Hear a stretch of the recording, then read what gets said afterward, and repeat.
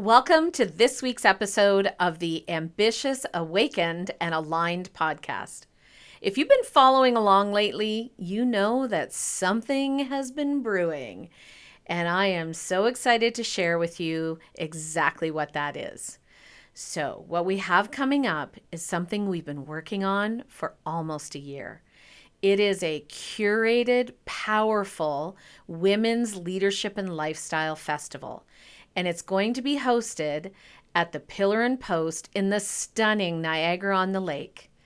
Wake the F Up Festival. Whatever the F is, you need to wake up, whether it's fun, focus, freedom, or the other one. We have designed a transformative experience just for you. This isn't just another leadership conference. It's a celebration. It's a breakthrough. And it's coming together as powerful women ready to align your success with true fulfillment. Imagine connecting with like-minded souls, diving deep into professional growth, and walking away not just inspired, but truly awakened. We're talking about electric energy, real conversations, and actionable insights that you can take back into your business and life.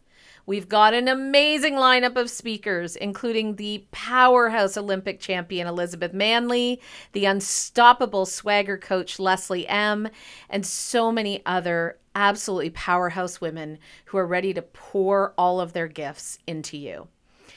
I'll have all the details linked in the show notes, so make sure you check that out after the episode. Trust me, you don't want to miss this. It is time.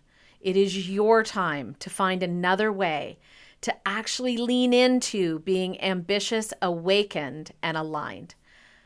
Now, let's dive into today's conversation and keep that momentum going. Let's go!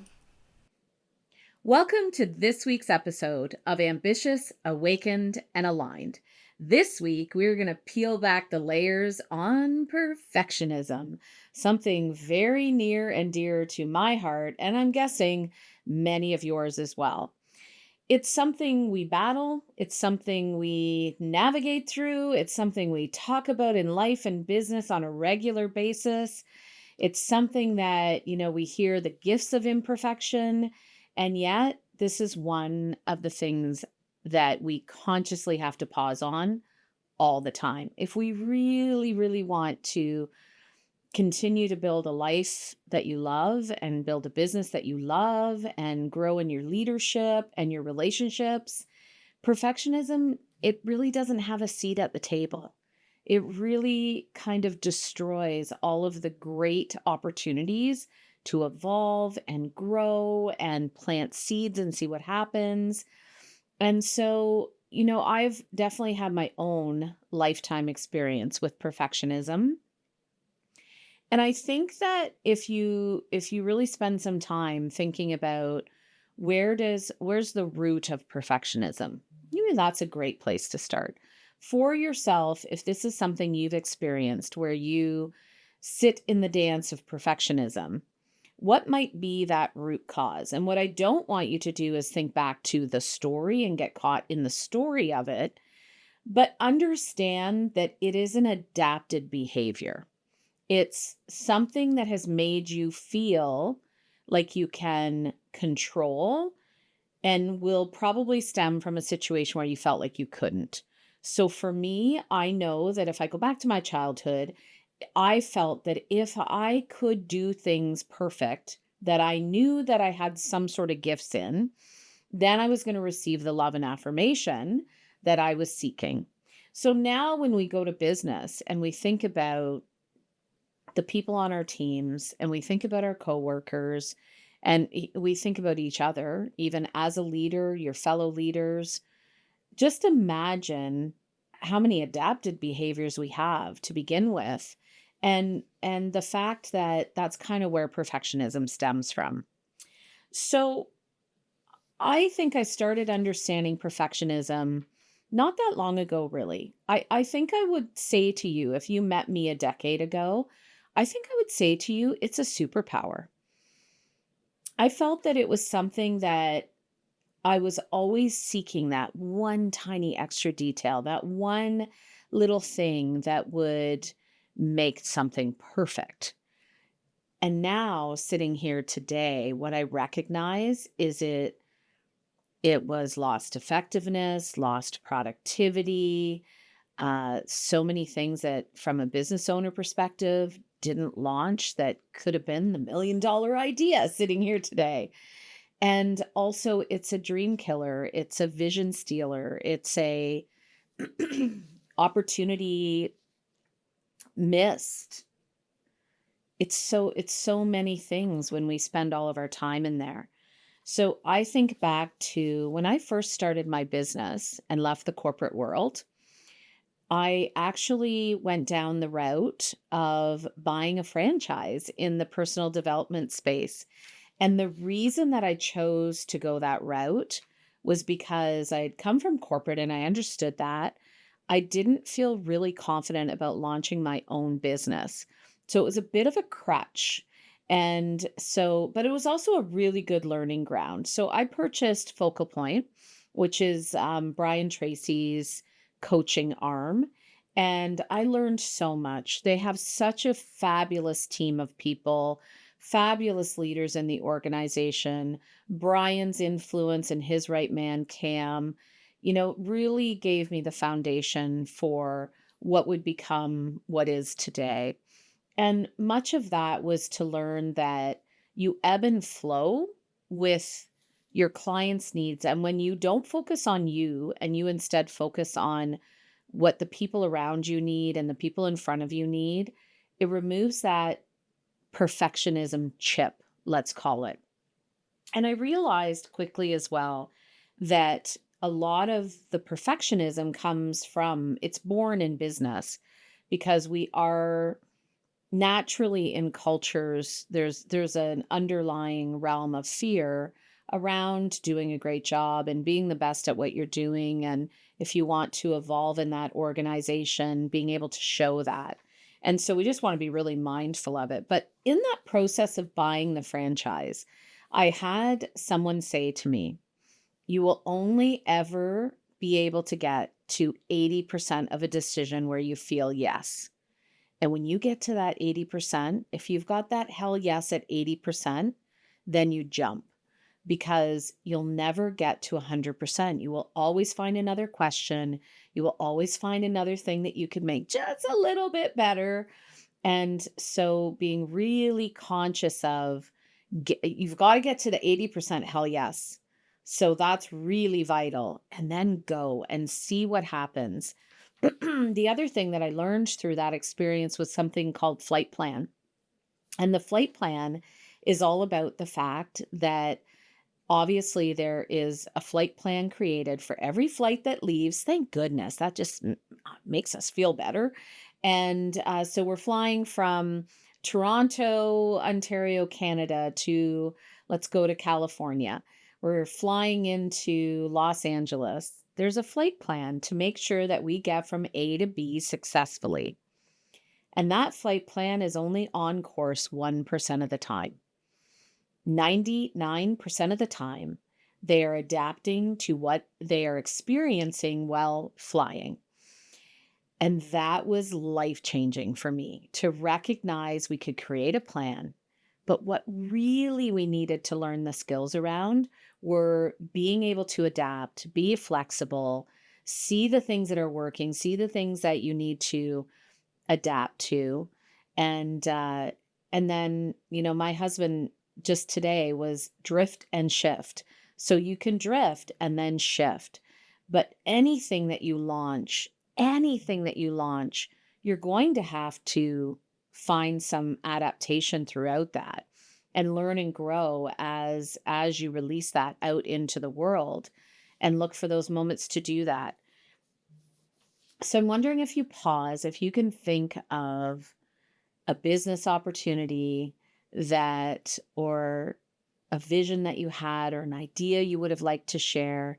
And because it wasn't fully formed or it didn't feel perfect, you didn't do it. And now you maybe have seen someone else launch it or has seen it successful somewhere else. And I'm wondering what that experience brings up for you. I've done this so many times where I feel like I've got this idea and I'm ready to launch it to the world, but it's not quite perfect. And you wait and you wait. And then the next thing you know, it's out there because the perfect person that isn't spiraling in perfectionism just says, let's go. And they go and they create magic. And so going through a few of those experiences has taught me when I get to the 80% and I have a hell yes in my gut, then follow your intuition and go for it. I think too that we've had enough stories that we have watched unfold where sorry, sorry for my little tickle, that if those people hadn't released, we wouldn't have so much of the innovation that we have in the world. I look at Elon Musk and the things that he's creating, and so many of them fail. And we watch it fail, and then we watch the big ones succeed. Or I think of Sarah Blakely with Spanx, just solving a personal problem and then saying, let's go, let's figure it out along the way. And there's so many other stories. So identify something even right now. So now think about one that you didn't say yes to, or you spiraled in the perfectionism of it. And now think about something right now that you can launch an idea or share an idea, or you have something innovative within your organization or your team, and get it out there and then let it evolve from there, because it has to start somewhere or it can absolutely never evolve. I think that's the big takeaway from today, is that done is always better than perfect. And so just think about how you can move that project forward. I also think there's a freedom, everyone, when you ask people, the number one thing that they want right now in life is freedom. And freedom comes from releasing this need to be perfect and embracing that it's actually in those imperfections that the juicy stuff comes out, that you learn so much. It's the moments where something breaks or falls apart or doesn't quite work the way that you want it, where you find something new about yourself, you uncover something new about what could work better. It's so fun. Like, that's the evolution of innovation. And I love this quote from Leonard Cohen: there is a crack in everything. That's how the light gets in. Is that not the power of embracing imperfection and not spinning in perfectionism? The light must come through, and it's through those cracks. And then we evolve, and then the magic absolutely happens. So I had a fun experience with this recently, and it was launching this podcast.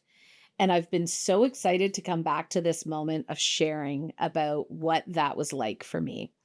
And so I had this vision, wanted to launch the podcast, so excited to be here with all of you. And then some things that were supposed to happen didn't quite happen the way they were supposed to for the date we planned for the launch. The wall behind me, it wasn't in. It got back ordered. And then the letters were back ordered. And then the furniture didn't quite come in right. And so I remember this moment, and I love sharing this story because I was on a FaceTime with my son, my 22-year-old son, Joshua. And I said, yeah, I'm not going to go this week. The room just isn't right. I don't have everything the way I want to have it. I haven't quite figured out the lighting.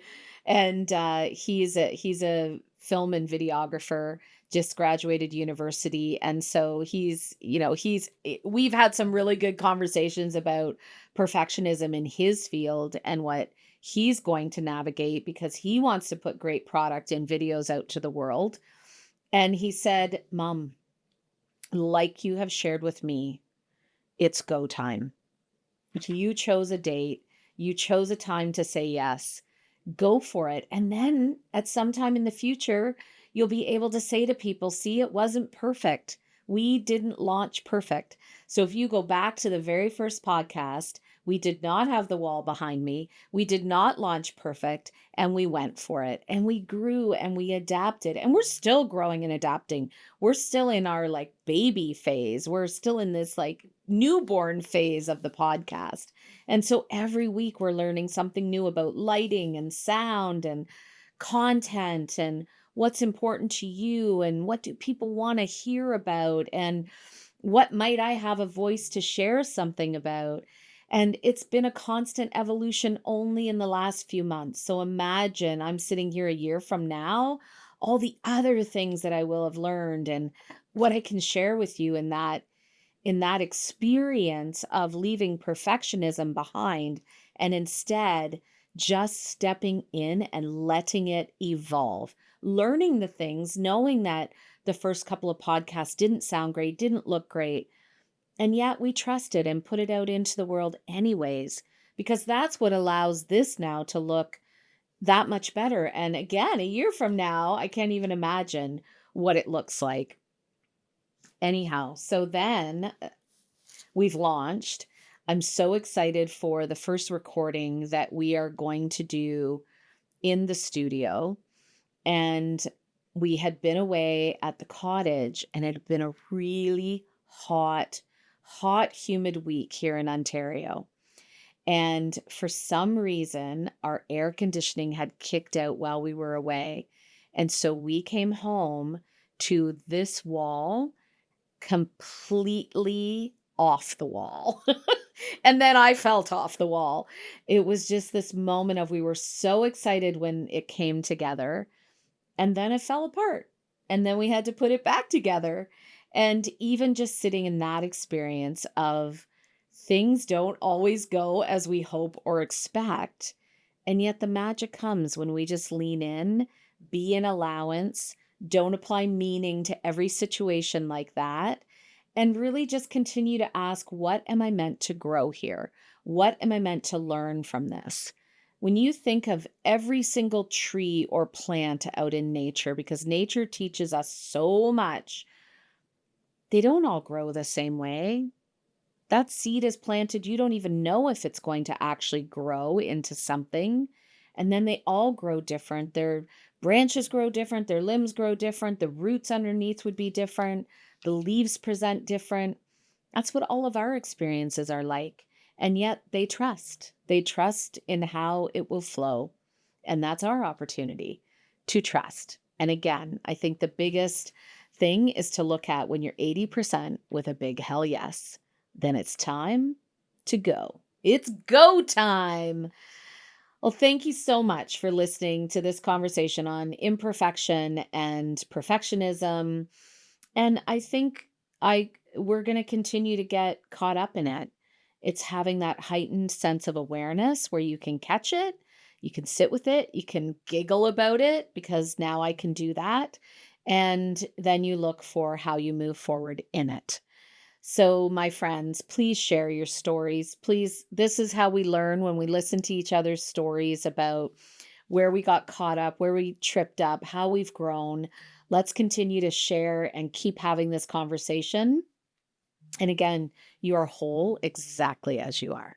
Until next time, continue to step into being awakened and aligned, because alignment is in trusting the process versus having to control it all.